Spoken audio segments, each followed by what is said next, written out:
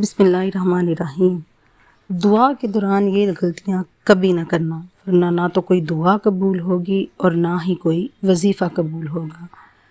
मोहतरम नाजरीन, आज मैं अपनी वीडियो में आपके साथ दुआ के मुतल्लिक बात करने वाली हूँ।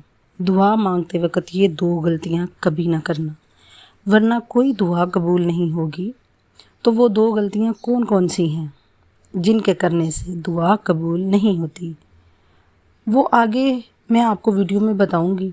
और इसके साथ साथ आपको ये भी बताऊं कि हज़रत रज़ी अल्लाह ताला अन्हा ने फरमाया, 3 वक्त ऐसे हैं जिनमें दुआ मांगी गई अल्लाह कभी रद्द नहीं करता। यानी जो बंदा इन 3 वक्तों में अपनी हाजत अपने अल्लाह के हजूर रखता है और अपनी ज़रूरियत का सामान अल्लाह पाक से मांगता है, तो अल्लाह पाक इन 3 वक्तों में इसके ज़रिए मांगी गई हर दुआ को कबूल फरमाते हैं।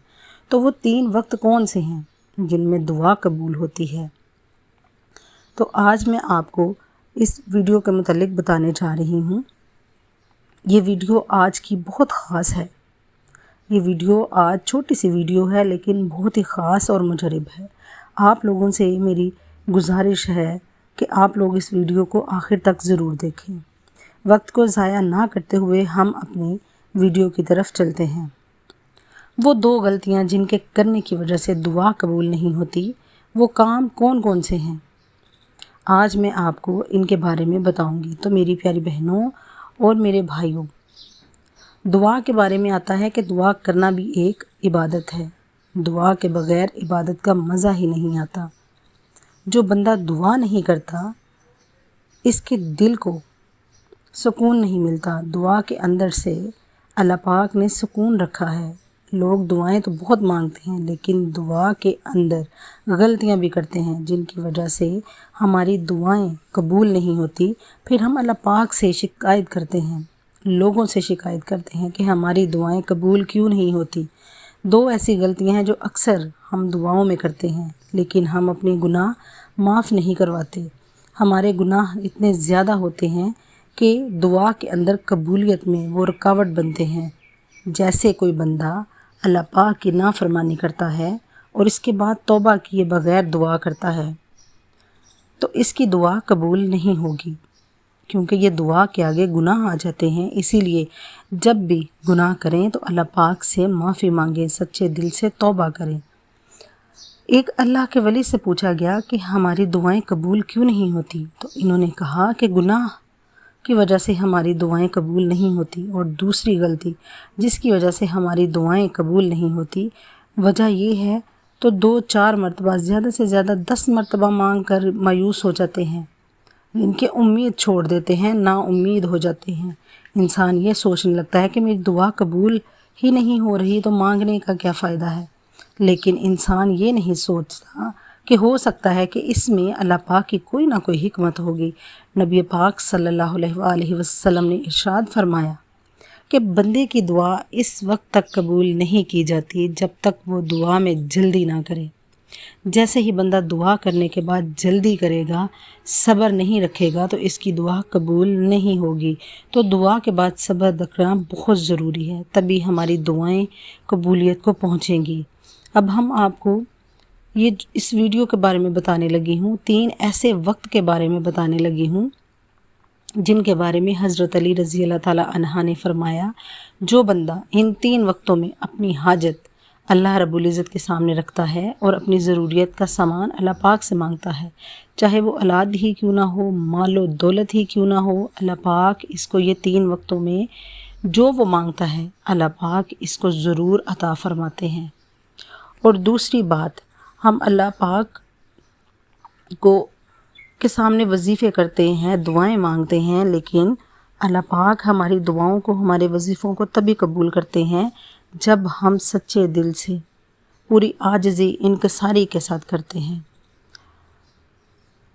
मैं आपको आज ऐसा वजीफ़ा बताऊंगी, अगर 11 दिन के अंदर, 11 रातों के अंदर आप इस वजीफ़े को करते हैं तो इंशाअल्लाह अल्लाह पाक आपकी हर हाजत को पूरा कर देंगे और आपके घर में खूब खैर व बरकत होगी। अल्लाह रब्बुल इज़्ज़त की गायब मदद से बरकत ही बरकत और रहमत ही रहमत होती है।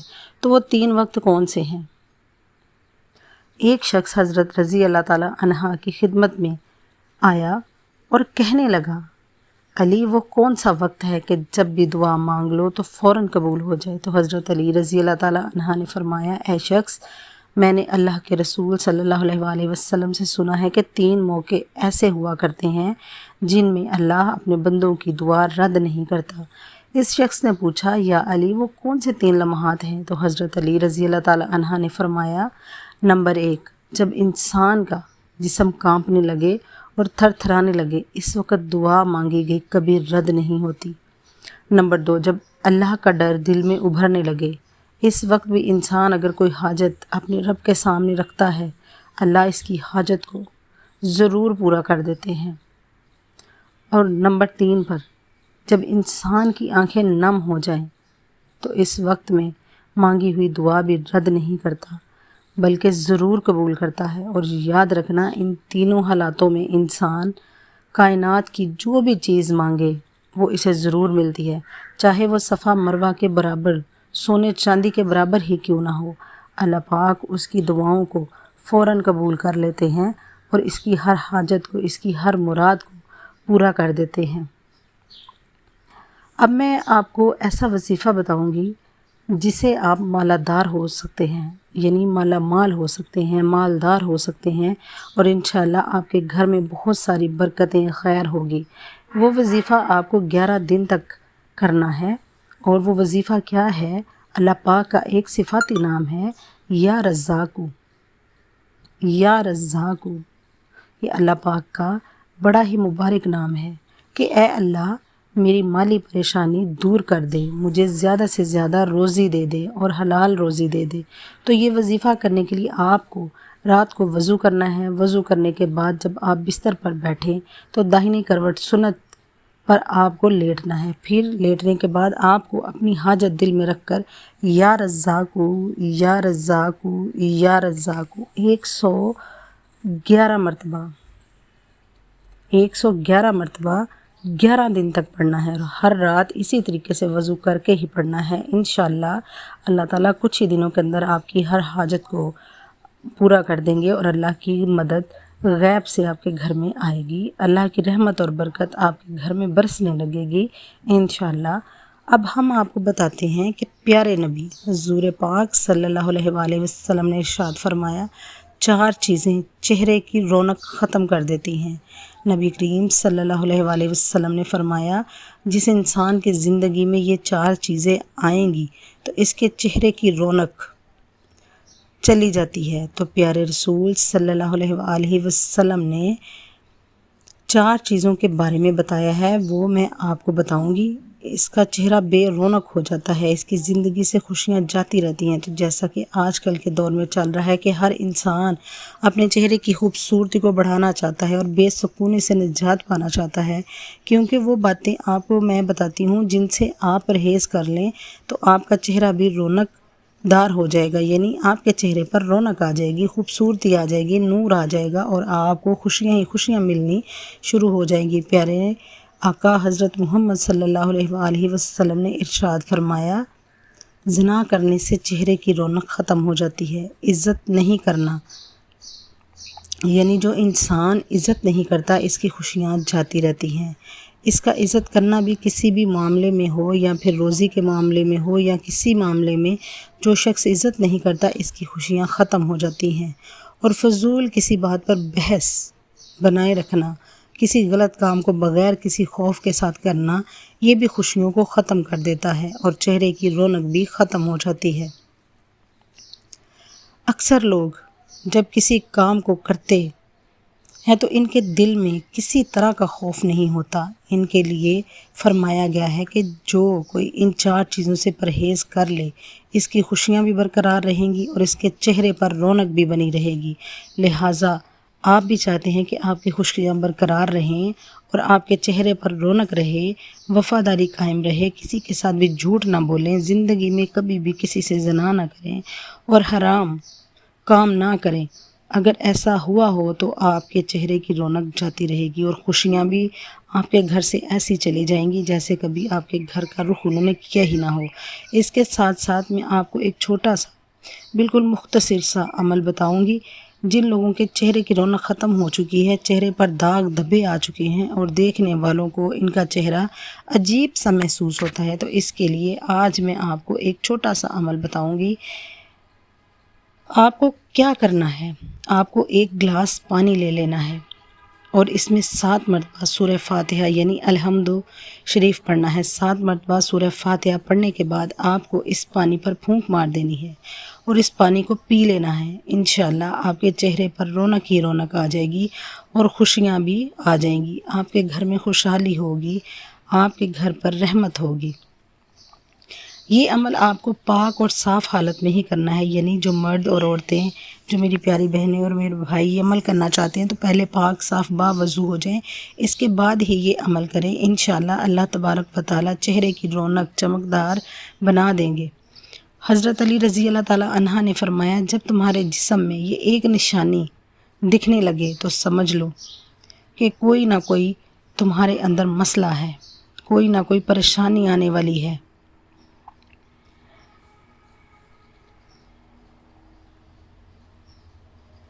جب تمہارے جسم میں یہ ایک نشانی دکھنے لگے تو سمجھ لو کوئی آپ کے لیے دعا کر رہا ہے۔ تو حضور پاک صلی اللہ علیہ وآلہ وسلم نے فرمایا، پیٹھ پیچھے مسلمان بھائی کی دعا قبول ہوتی ہے، اس کے پاس ایک فرشتہ ہو دعا کرنے والے کے سر سے قریب مقرر ہوتا ہے۔ جب کوئی کسی مسلمان بھائی کے لیے دعا کرتا ہے تو فرشتہ اس پر آمین کہتا ہے اور یہ کہتا ہے کہ مسلمان کے حق میں تو نے جو دعا دی ہے وہ تیرے لیے بھی اس جیسی نعمت کی خوشخبری ہے۔